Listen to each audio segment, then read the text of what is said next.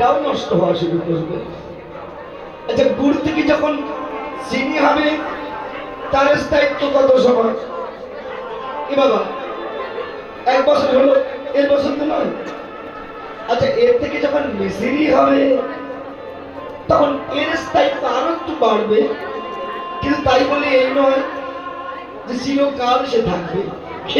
না, 2 বছর 3 বছর আপন হইতে নষ্ট হবে। কিন্তু ওটা যখন ওলা হবে ওটা আর সহজে নষ্ট হবে না।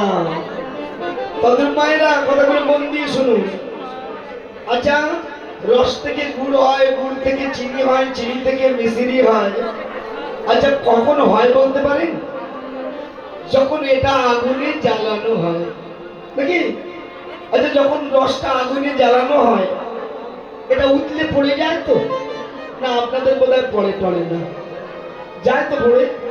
আপনারা কি করেন যখন পড়ে যায়? আরো জোরে জাল দেন, তাহলে কি করেন? ঘুমান। বাবা, এ তো মুখস্থ হয়ে গেছে। কি বাবা, তো যখন উতলে পড়ে যাচ্ছে আঁচটা কমিয়ে দেন, কি হবে? ধীরে ধীরে রসটা থিতিয়ে যাবে। এবার যখন থিতিয়ে গেল আবার টানা জালে জাল দিন, আবার উতলে যাচ্ছে, আবার আঁচটা কমিয়ে দেন। এমনি ভাবে একবার টানা জালে একবার নিভে যায়, একবার টানা জালে একবার নিভে যায়। এভাবে জ্বালাতে থাকুন। জ্বালাতে জ্বালাতে যখন রসটা ঘনীভূত হয়ে প্রথমে গুড় হবে, গুড় থেকে চিনি হবে, চিনি থেকে যখন মিশ্রি হবে তখন হাজার জোরে জাল দিন আর কিন্তু পড়বে না। তদনুরূপ যা আছে বিশ্ব ব্রহ্মাণ্ডে তা আছে নিজ ভাণ্ডে। আপনি আমি যে খাবার খাই তা থেকে রস হয়, রস থেকে রক্ত হয়, রক্ত থেকে মেদ হয়, মেদ থেকে মাংস হয়, মাংস থেকে মজ্জা হয়, মজ্জা থেকে কৃষ্ণ প্রেম ভক্তি রস তৈরি হয়। ভেবে দেখুন, এতটুকু বস্তু তৈরি হতে কত সময় লাগে, কিন্তু নষ্ট করতে কিন্তু মৃত্যু মাত্র সময় লাগে না। তাহলে এখানে রস ধরে রাখতে গেলে কি দরকার? যেমন আপনি আমি রস জ্বালিয়েছিলাম, তদ্রূপ গুরু তত্ত্ব জেনে দিবানিশি সাধন করে যান। কি হবে মা? প্রথম প্রথম কর্ম করবে, পড়ে যাওয়ার ভয় থাকবে। শ্রীমদ্ ভাগবত গীতা বলছে অভ্যাস যোগটা করে যাও, অভ্যাস করতে করতে তুমিও সেই স্তরে পৌঁছে যাবে। কিমা কথাগুলো বোঝা যাচ্ছে? শোনো, শুধু খেও না, কিন্তু এই খাওয়ার সঙ্গে এটাও মিশিয়ে খাও। কেমন? রাত 12টা 1টা বেজে গেছে তো খাওয়া খাওয়া খাও খাও খাও। এ সময় ছাড়া তো পাবে না, কালকে থেকে রাত দুপুরে ঘুমাবে, তখন আর খাওয়ার সময় পাবে না। আজকে যত পারো খেয়ে যা। রাধে রাধে। তবে কথাগুলো মন দিয়ে কিন্তু শুনতে হবে। এই তত্ত্বগুলো খুব কঠিন তত্ত্ব, মানুষ উপলব্ধি করতে পারে না বলে এই রসতত্ত্ব নিয়ে আমরা যত বিকৃত মনোভাব করি। এমন এই জন্য এর সত্য তত্ত্বটা বোঝা খুব দরকার।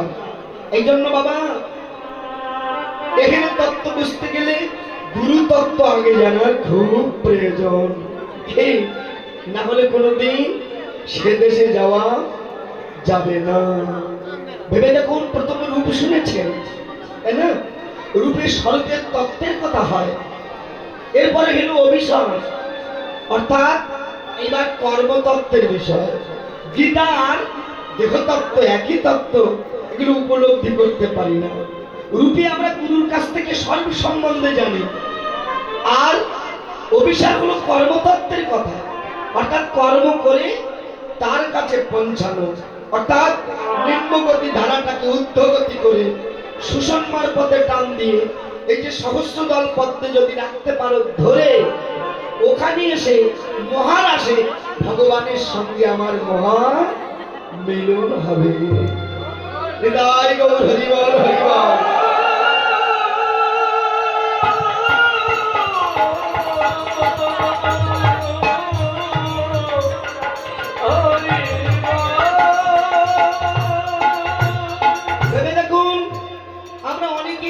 বুঝি, আবার অনেকে গুরুচরণ আশ্রয় করে কর্মতত্ত্ব জেনেছি, কিন্তু ভেবে দেখুন অনেকে আছে সাধনে যে নিজেকেই হারিয়ে ফেলে, তাই না?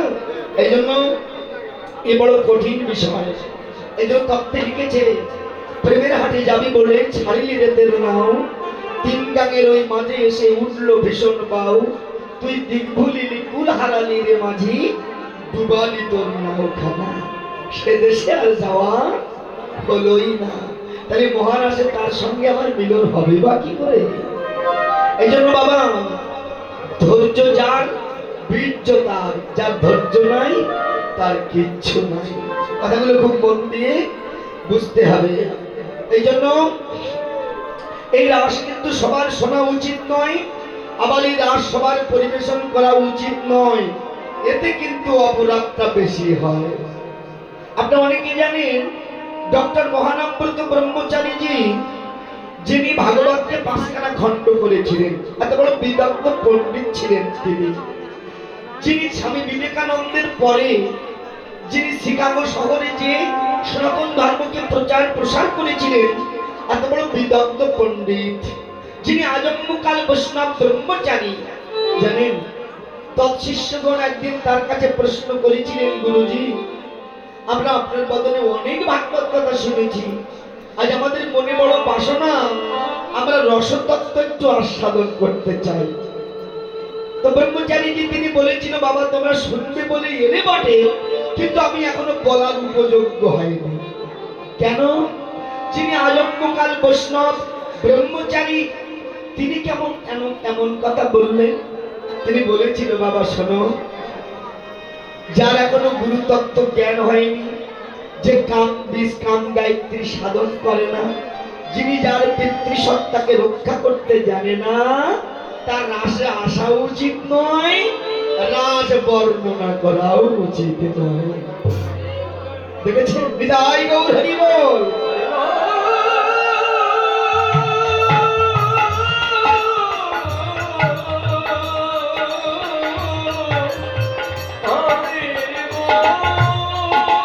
এই জন্য রাসের আর নাম কি জানেন? কাম নিধন যজ্ঞ, অর্থাৎ কামের সঙ্গে যুদ্ধ। আচ্ছা, কামের সঙ্গে যুদ্ধ হয় তোমার? আপনারা কামদেবকে নাম শুনেছেন তো অনেকে, নাকি? আচ্ছা, আমাদের সনাতন ধর্মে অনেক দেব দেবতার নাম আমরা দেখেছি, অনেক ছবি, অনেক বিগ্রহ আমরা দেখেছি, অনেকের পূজা হয়, এটা আমরা জানি। আচ্ছা, কামদেবের ছবি কেউ দেখেছেন তো? হ্যাঁ, কামদেবের কোনো বিগ্রহ হয় নাই? আচ্ছা, কেন নাই বলুন তো? কারণ ছিল, কিন্তু পরে সেটা নষ্ট হয়েছিল। কখন? যখন ভোলানাথের ধ্যান ভাঙাবার জন্য কামদেবকে পাঠানো হয়, যখন কামদেব ভোলানাথের উদ্দেশ্যে বাণ নিক্ষেপ করেছিল, ভোলানাথের নিদ্রা ভঙ্গ হয়েছিল, ধ্যান ভঙ্গ হয়েছিল বটে, কিন্তু তার ত্রিনয়ন থেকে যে অনল প্রজ্বলিত হয়েছিল, ওই অনলে পুড়িয়ে ভস্মীভূত হয়েছিল মদন। সেদিন থেকে তার কোনো রূপ ছিল না, তিনি অনঙ্গ রূপে প্রত্যেকে দেখে বিরাজ করছে। তাকে ধরা যায় না, তাকে ছোঁয়া যায় না, কিন্তু তাকে অনুভব করা যায়। কি বাবা? প্রত্যেক জীবের দেহে তিনি অনঙ্গ রূপে বিরাজ করছেন, তাই না? ভাবুন, তাকে ধরা যায় না, ছোঁয়া যায় না, অনুভব করা যায়, আর এই অনুভবেই জগৎ ধ্বংস হয়ে যাচ্ছে। তার এমন প্রখারতা। তাহলে ভেবে দেখুন, সেই কামকে পরাস্ত করা তো এত সস্তা নয়। সস্তা নয়, আবার সস্তা কি করে? আপনারা অনেকেই জানেন, ত্রেতা যুগে যখন রামচন্দ্র বনে গিয়েছিলেন, সেখানে রাবণ কর্তৃক মা সীতা হরণ হয়েছিল, সেখানে রাম রাবণের মধ্যে অনেক যুদ্ধ হয়েছিল, তাই না? আচ্ছা, রাবণের অনেকগুলো পুত্র ছিল, জানেন তো? আচ্ছা বলুন তো, কতগুলো পুত্র ছিল তার? 1 লক্ষ পুত্র আর 1.25 লক্ষ তার নাতি। আচ্ছা, এই 1 লক্ষ পুত্রের মধ্যে জ্যেষ্ঠ পুত্রের নাম ছিল কি গো মা? যে ঘুমাচ্ছেন তাকে বলছেন, ও মাসি, রাধে রাধে। তাহলে তার জ্যেষ্ঠ পুত্রের নাম কি? এখন তো ছেলে মেয়েরা পড়ছে তার, তাই না? এর নাম কি বলুন তো? যার নাম হলো মেঘনাথ। মাইকেল মধুসূদন দত্তের পড়েছেন না কাব্য? কি তার আর একটা নাম ছিল? ইন্দ্রজিৎ। কে বাবা জানেন, এই ইন্দ্রজিতের জন্মের আগে রাবণ সমস্ত দেবতাদের বন্দী করেছিল। এত বড় শক্তিশালী কিন্তু রাবণ, রাবণের মতো এত বড় বীর ত্রিভুবনে কেউ ছিল না। একমাত্র ধরাদের তিনি হলো শনিদেব। পরে তাকে ধরেছিলেন। দেখবেন রাবণ চরিত্র যদি কেউ দেখেন, রামায়ণ হোক, আপনি যদি দেখে থাকেন, দেখবেন রাবণ যে সিংহাসনে বসতেন তার পায়ের তলায় একজন শুয়ে আছে, যার গায়ের উপরে পা দিয়ে রাবণ বসতেন। ইনি হলো শনিদেব। দেখেছেন? এই শনিদেবকে যদি সেই প্রথম ধরতে পারত, ইন্দ্রজিতের মৃত্যু আর সহজে হতো না। এই বিশাল ইতিহাস জানেন। এই জন্য আমাদের সনাতন ধর্মের শাস্ত্রগুলো আমরা জানতে চাই না। এই জন্য আমাদের কাছে অনেক তত্ত্ব আছে যা অধরা হয়ে আছে, এগুলো বুঝি না। তো কি বলবো আপনাদের কাছে, এই মেঘনাথ যিনি, তিনি মেঘের আড়াল থেকে যুদ্ধ করতো, তাকে কেউ দেখতে পেত না। তাকে হত্যা করেছিল কে জানেন? না ঠাকুর লক্ষণ। কেন ভগবান রামচন্দ্র করলেন না কেন? না তত্ত্বে বলছেন এটা ভগবানের কাজ নয়, এটা ভক্তের কাজ। তাহলে লক্ষণ তাকে হত্যা করলো কেন? না, লক্ষণ 14টা বৎসর ব্রহ্মচর্য সাধন করেছিলেন। দেখেছেন? এই